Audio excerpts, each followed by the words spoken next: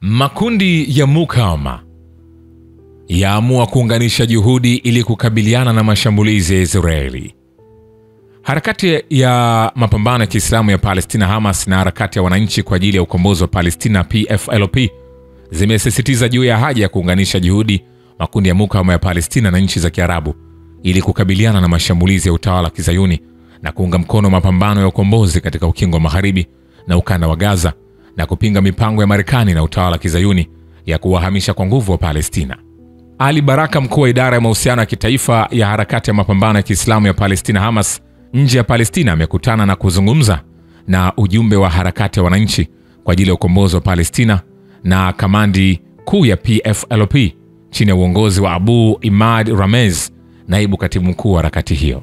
Katika mazungumzo hayo ambayo ilihudhuria pia na Abu Kifan Gaz, mwakilishi wa ofisi ya kisiasa na afisa wa harakati ya wananchi kwa ajili ya ukombozi wa Palestina huko Lebanon, pande mbili zimetaka jamii ya kimataifa kulaani mashambulizi ya utawala wa Kizayuni na kuchukua hatua ili kusitishwa vita vya mauaji ya kimbari dhidi ya wananchi wa Palestina.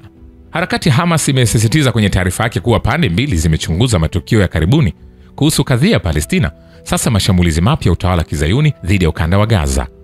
Hamas na harakati ya wananchi kwa ajili ya ukombozi wa Palestina zimesisitiza kuwa adui mzayuni ametenda jinai ya mauaji ya kinyama dhidi ya raia wasio na ulinzi wa Palestina na kuua shahidi wa Palestina zaidi ya 550.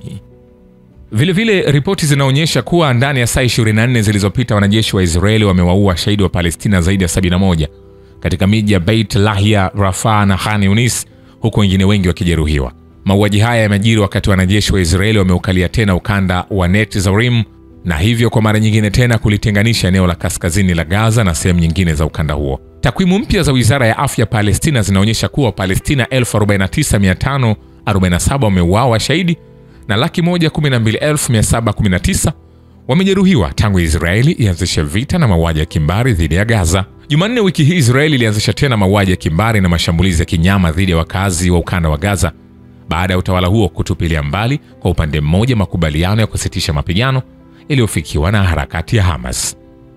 Katika muda wa siku 3 zilizopita, wanajeshi wa Israeli wamewaua shahidi wa Palestina zaidi ya 500, theluthi mbili wakiwa ni wanawake na watoto. Picha zilizosambazwa kwenye mitandao ya kijamii zimeonyesha watu wa familia mbalimbali wakiuawa kinyama, huku video nyingi zikiwaonyesha pia watoto wachanga waliouawa na wanajeshi wa Israeli. Kwa mujibu wa taasisi ya kimataifa ya kuwahami watoto wa Palestina, watoto wa Kipalestina wapatao 183 wameuawa shahidi na Israeli tarehe 18 mwezi huu wa Machi. Israeli imeshadidisha mauaji ya kimbari dhidi ya wakazi wa ukanda wa Gaza, huku hali ya mvutano ikipamba moto pia miongoni mwa walowezi wa utawala huo haramu.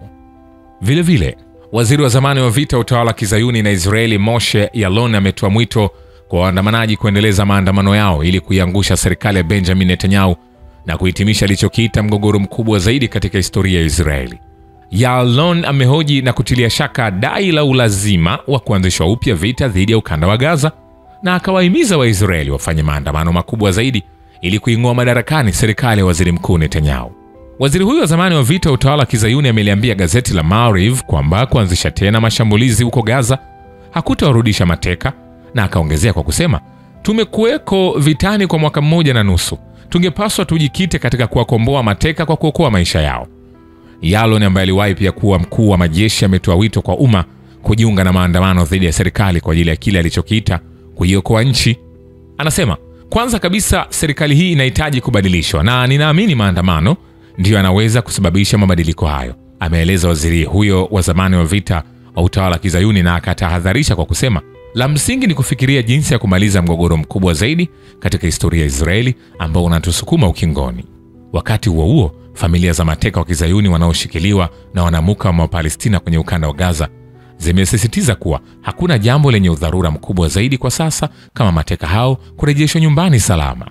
Hakuna kitu muhimu zaidi na cha dharura kuliko kuwarudisha mateka wote 59 nyumbani, imeeleza taarifa iliyotolewa na kundi la familia hizo ililoanzisha kampeni itwayo Walete Nyumbani Sasa Hivi. Kundi hilo limeongeza kuwa limetuma maombi mengi ya kupanga kukutana na Netanyahu na baraza lake la mawaziri katika wiki zilizopita, lakini halijapewa jibu lolote. Vilevile Mohammed Hadid, mfanyabiashara tajiri ambaye ni Mmarekani mwenye asili ya Palestina, amehoji na kushangaa kwa nini mataifa ya Kiarabu na Kiislamu hayaingili kati kukomesha mauaji ya kimbari yanayofanywa na utawala wa Kizayuni wa Israeli katika ukanda wa Gaza. Hadidi ambaye ana uhusiano wa binafsi na Gaza, aliyezaliwa Nazareti mwaka 1948 na kuwa mkimbizi kutokana na uvamizi wa utawala wa Israeli, amezisuta na kuzishanga nchi za Kiarabu na Kiislamu baada ya utawala wa Kizayuni kuanzisha wimbi jipya la mauaji ya kimbari dhidi ya Wapalestina wa Gaza, kuvunja mapatano na kuua mamia ya watu katika mashambulio ya kinyama yanayoendelea. Katika mkanda wa video aliyoweka kwenye mtandao ya kijamii, tajiri huyo wa Kimarekani mwenye asili ya Palestina amesema, yanayoendelea yanaungulisha moyo wangu. Tumieni ushawishi wenu. Muna ushawishi wa kushangaza Ulaya kote, Marekani kote, katika ulimwengu wote wa Kiarabu na ulimwengu wote wa Kiislamu. Mko wapi kuwasaidia Wapalestina hawa wanaokufa kila siku?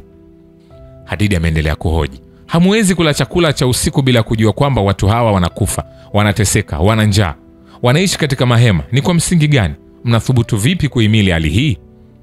Aidha, mfanyabiashara huyo tajiri wa Kimarekani mwenye asili ya Palestina ameupambanua na kutofautisha utawala wa Kizayuni na Uyahudi, akisema Israeli si taifa la kidini, na akauelezea Uyahudi kuwa ni dini iliyo salama na yenye usawa.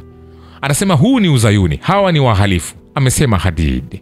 Vile vile, harakati ya mukawama wa Kiislamu ya Palestina Hamas imetoa ombi la kuchukuliwa hatua ya haraka kukomesha uangamizaji kisasi wa kimpangilio unaofanywa na utawala wa Kizayuni wa Israeli na kuwatesa kwa njaa maksudi wa Palestina wa ukanda wa Gaza, jinai ambazo imesema zinafanywa kwa usaidizi wa kuaibisha wa kimataifa usioweza kuhalalishwa. Hamas imeeleza kwenye taarifa, Gaza inavuja damu, Gaza inalia ikiomba msaada, msiiache ikabiliane na mauaji haya ya halaiki peke yake. Taarifa ya harakati hiyo ya ukombozi wa Palestina imeendelea kusema, kinachohitajika haraka ni hatua za haraka na mashinikizo kwa kutumia njia zote zinazowezekana kisiasa na za umma kukomesha uchokozi huu wa kihalifu. Hamas imeulaumu utawala wa Kizayuni kwa kuvunja makubaliano ya kusitisha mapigano, ikisema utawala huo ghasibu hauwezi kuaminiwa katika kutekeleza makubaliano yoyote. Aidha, imesema inachotaka badala yake utawala wa Kizayuni ni kuendeleza vita, kuua watoto wasio na hatia na kuwafanya vilema wanawake na wazee kwa matukio yasiyoelezeka. Wakati huo, Wizara ya Afya Gaza imetangaza kuwa Palestina wasiopungua 506 wakiwemo watoto 200 wameuawa shahidi na wengine wapatao 909 wamejeruhiwa katika eneo hilo tangu jeshi la Kizayuni lilipovunja makubaliano ya usitishaji mapigano siku ya Jumanne. Shukrani kwa Babu ya Kivita na Historia ya Dunia. Mimi ni Richard Shio, The Rich Voice. Ni follow Instagram na TikTok kama Rich Voice Official. Asante.